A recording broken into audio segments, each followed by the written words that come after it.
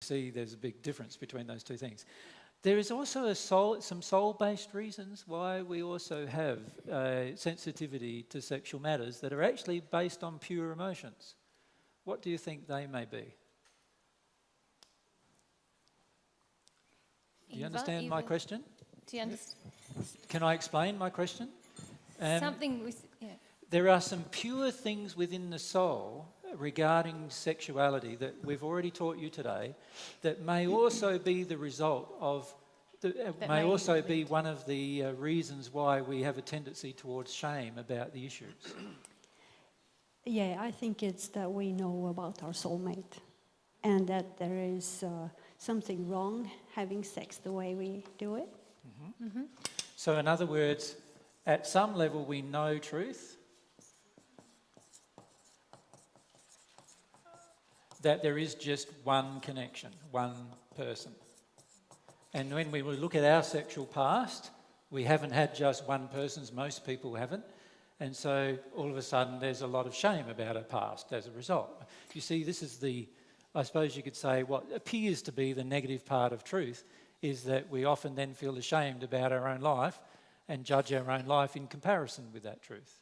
And we often do that. And that's certainly a huge issue for me. And obviously the truth is quite strong in my soul, even though I was in quite heavy denial of it for a long time. So even my sexual responsiveness and my orgasm, I'm working through recently the fact that that was very shut down because I had this sense that it should be for my soulmate and it wasn't. I wasn't engaged with my soulmate, and so I even found it difficult to orgasm and be engaged with other people. Yeah. Yep. Yeah.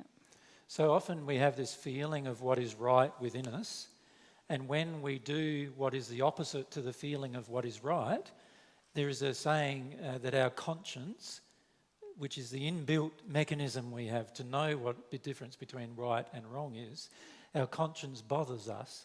And when our conscience bothers us and we don't allow ourselves to feel why it's bothering us, we often feel emotions of shame or guilt rather than feeling the reason why our conscience is bothering us, if that makes sense to you.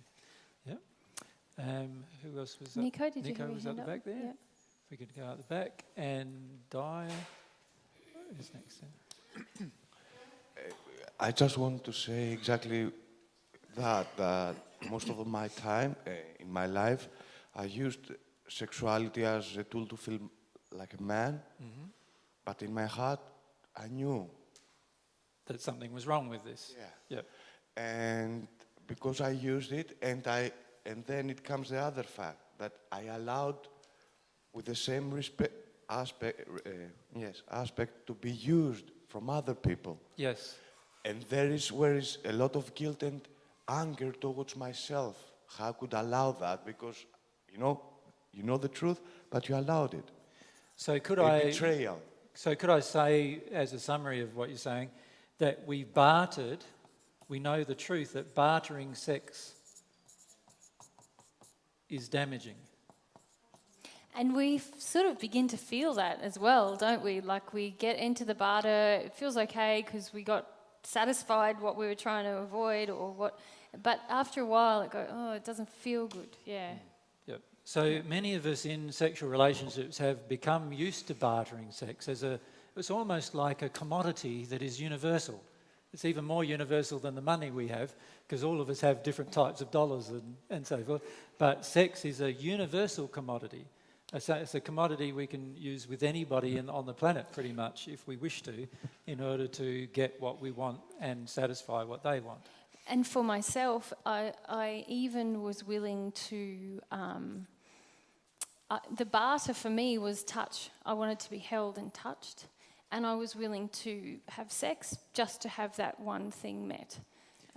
Yeah. And we were discussing this a few days ago, myself and Mary, that it's interesting that every time we barter something for another thing, it's often that we don't get the other thing anyway. Yeah. So what Mary who found did I attract? Yeah. Was that in the bartering of the sex for the touch, she finished up not having very satisfying sex, but also having no person hang around and touch her afterwards. Does that make sense? So often that occurs. Joy, down the front there. Di. We were Di next, sorry. So let's go Di first. A lot of my unloving actions are associated with sex, with men. Okay. And if I have a desire to love, I'm very confronted About about the that. unloving actions. Yeah, that's Yep. very good. So again, we know the truth that we are being unloving, We have been unloving. or we have been unloving. Yeah. And that's so. Can you see some of the shame and guilt and everything is all related to emotions that are nothing like there's nothing wrong in reality, but some of the emotions related to our shame and guilt are that we have reasons to be ashamed and guilty about the choices we've made with sexuality. So there is this mixed, this is the conundrum with sexual desire and sexual attraction, is that some of the emotions that we think are impure are actually pure, and then some of the emotions that we think are pure or we've believed were pure in the past were actually impure, and there's a lot of confusion about which one's pure, which one's not pure. And so therefore there's a lot of confusion about our emotions in dealing with sexual attraction as a result. Yeah? Joy? Just like what you were saying, I think it's, particularly in the age that I was brought up, lack of information and education, like it wasn't even talked about. Very true. There was yep. no communication and there were no words.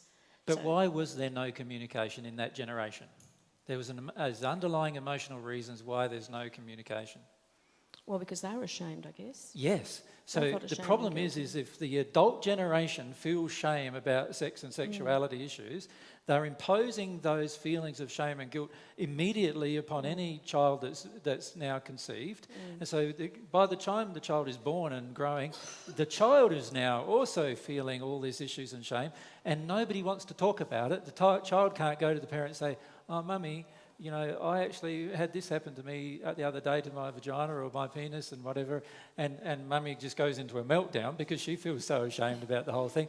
And so what do we learn to do? We learn to not discuss it openly, and we also then, and the problem is information then goes underground.